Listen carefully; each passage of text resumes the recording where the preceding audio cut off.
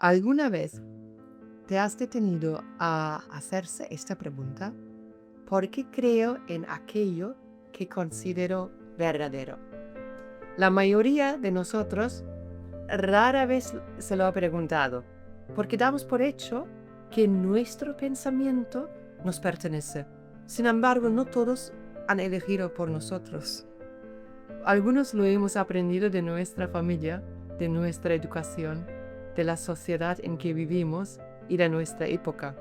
Tal vez la filosofía comienza precisamente ahí, en el momento en que nos preguntamos si aquello que damos por hecho o por verdad realmente nos pertenece.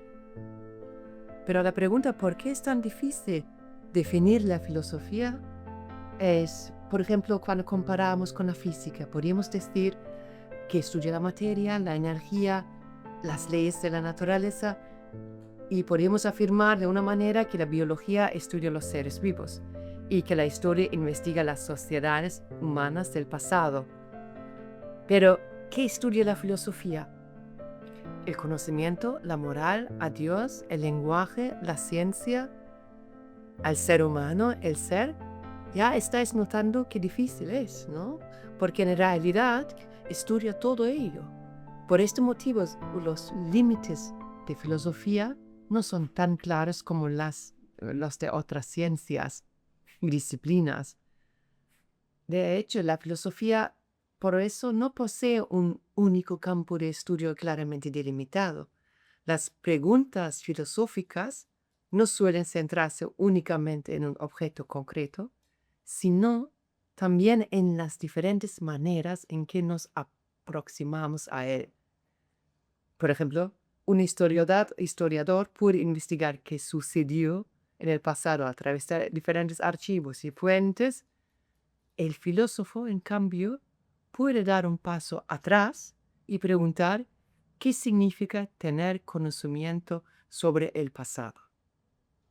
Un científico puede realizar un experimento. El filósofo, por su parte, pregunta ¿qué hace que un conocimiento sea científico? En la vida cotidiana decimos, por ejemplo, eso es verdad. Y la filosofía interviene de inmediato y que pregunta, ¿qué quieres decir exactamente cuando afirmamos que algo es verdad? Y por eso es tan difícil a veces hablar con un filósofo, porque pregunta todo. A menudo nos proporcionamos a respuestas y la filosofía hace de esta manera visible el terreno sobre el que se sostienen los conceptos que utilizamos.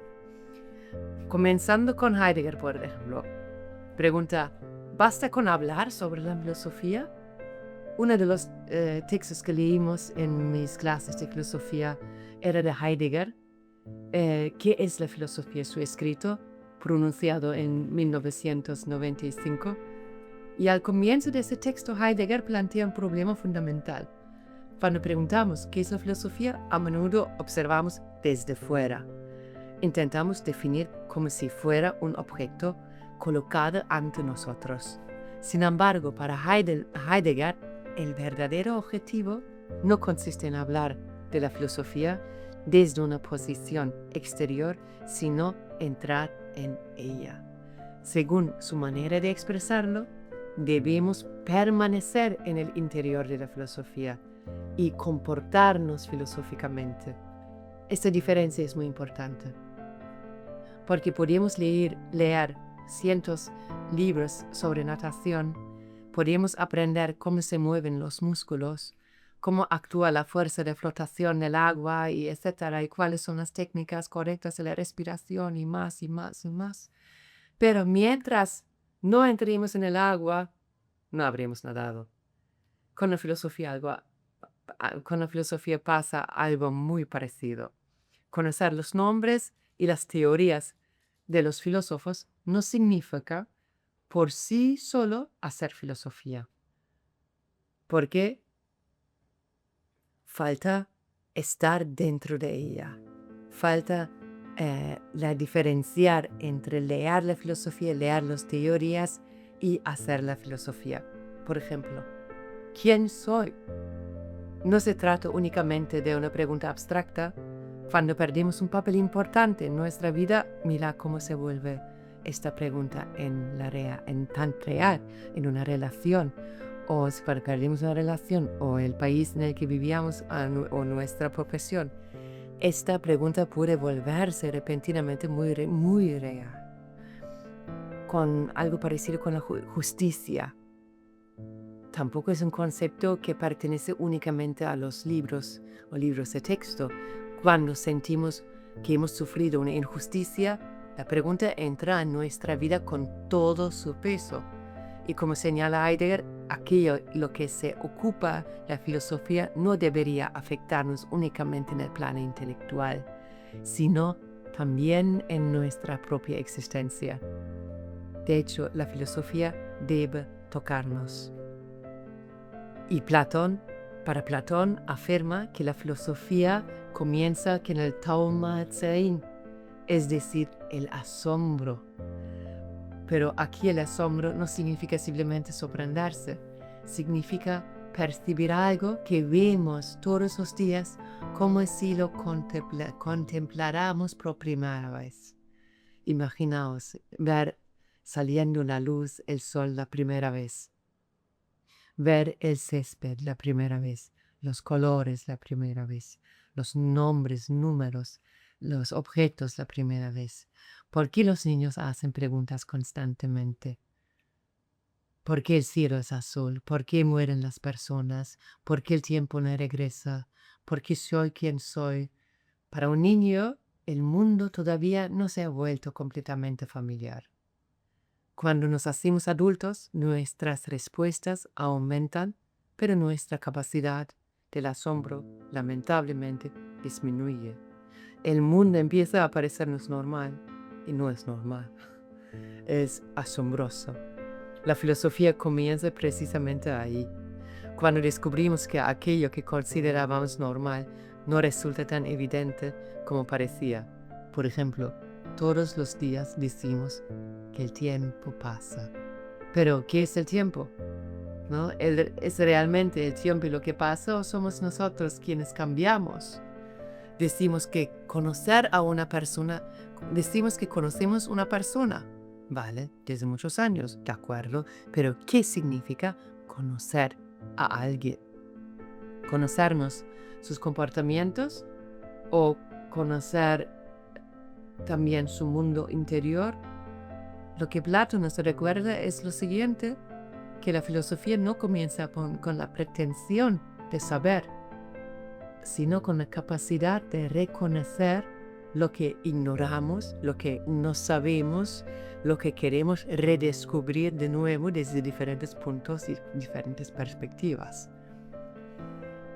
Pero hay un lado muy peligroso de la filosofía, y ahí quiero apuntar a Cicerón, que tiene una frase bastante divertida y bastante dura, porque resulta difícil encontrar, que dice, una idea tan absurda que no se ha definido por algún filósofo.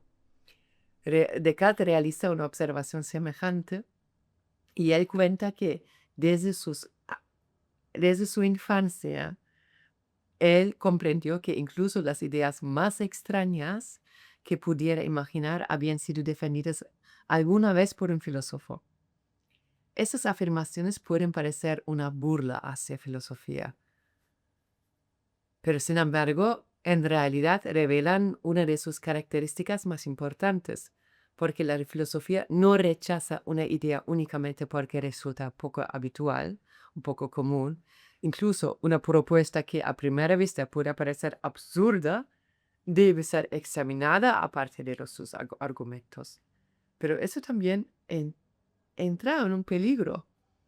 Pierre Bayle compara la filosofía con un polvo corrosivo aplicado sobre una herida.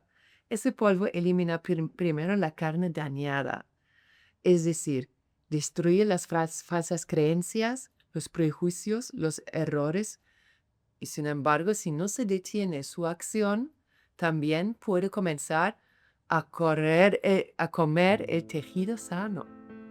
La filosofía no cuestiona únicamente aquello que consideramos falso, también pone en dudas las verdades que creemos conocer con absoluta certeza. por eso la filosofía puede resultar inquietante, muy inquietante y problemática, como vimos. Después de comenzar a filosofar, quizá ya no podemos explicar el mundo con la misma facilidad ni con la misma seguridad que antes. Y cuando empezamos a cuestionar un concepto, detrás de él aparecen nuevas preguntas. ¿Tenemos de libertad de algo? ¿O nuestras decisiones nos pertenecen realmente? ¿Los valores son universales o relacionados a la historia de esos históricos? ¿Nuestra conciencia se reduce únicamente a nuestro cerebro? ¿Eso que llamamos realidad puede existir independientemente del lenguaje? La filosofía no siempre nos ofrece un lugar cómodo en el que sentarnos. A veces también cuestiono la propia silla en que estamos sentados.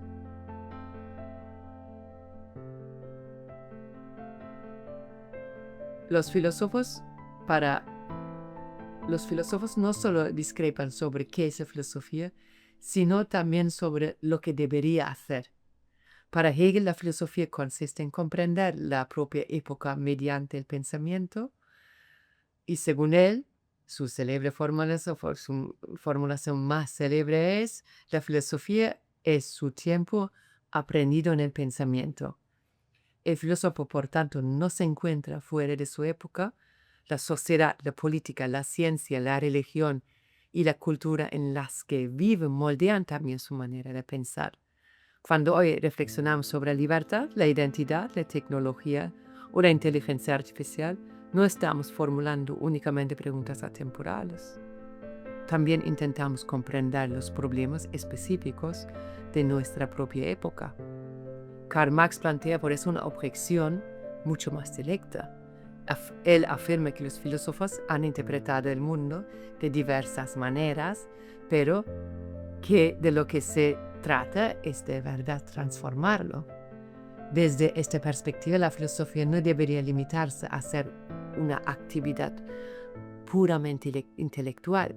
Debería intervenir en la realidad social y hacer visibles las desigualdades y las relaciones de poder. Wittgenstein, en cambio, toma otro camino. Según él, el propósito de la filosofía no consiste en producir nuevas teorías, como en aclarar nuestros pensamientos de manera lógica. La filosofía no es una doctrina, sino una actividad. Intenta mostrarnos de qué manera puede engañar el lenguaje, por ejemplo, a nosotros mismos. Porque a veces el problema que experimentamos no se encuentra en el mundo, sino en la confusión de los conceptos que utilizamos. Por ejemplo, cuando decimos: no he encontrado el sentido de mi vida. Estamos pensando de verdad en el sentido como si fuera un objeto perdido, como si estuviera escondido en algún lugar y una vez encontrado todos nuestros problemas fueran resolverse. Tal vez la manera en que utilizamos la palabra sentido nos encierre dentro de una determinada expectativa. El pensamiento de Wittgenstein, la filosofía, no siempre nos proporciona una respuesta. A menudo nos muestra de qué manera ha sido formulado el problema. ¿Y para qué sirve hoy la filosofía? Después de todo esto, todavía podemos formular la siguiente pregunta: ¿para qué nos sirve la filosofía en nuestra vida cotidiana? La filosofía no nos dice qué profesión debemos elegir, tampoco nos indica con qué persona debemos casarnos, no ofrece una fórmula definitiva para alcanzar la felicidad, pero puede ayudarnos a reconocer las suposiciones desde las que tomamos nuestras decisiones. ¿La idea de éxito que perseguimos nos pertenece realmente? ¿O es una expectativa que nos ha enseñado? Y ahí está la relación con las constelaciones. ¿Hasta qué punto eso que llamamos identidad nos pertenece? o cuánto proviene de nuestra familia, de nuestra historia y de la sociedad en la que vivimos. Podemos definir a una persona únicamente por el peor acto que haya cometido. ¿Puede medirse una educación exclusivamente a través de créditos, cualificaciones y diplomas? Tal vez la filosofía no puede ofrecer una única respuesta válida para todo el mundo. Y quizá en el mundo en el que se espera constantemente que produzcamos respuestas rápidas, una de las funciones más importantes de la filosofía sea precisamente esta: detenernos antes de responder. Permanecer un poco más de tiempo dentro de una pregunta.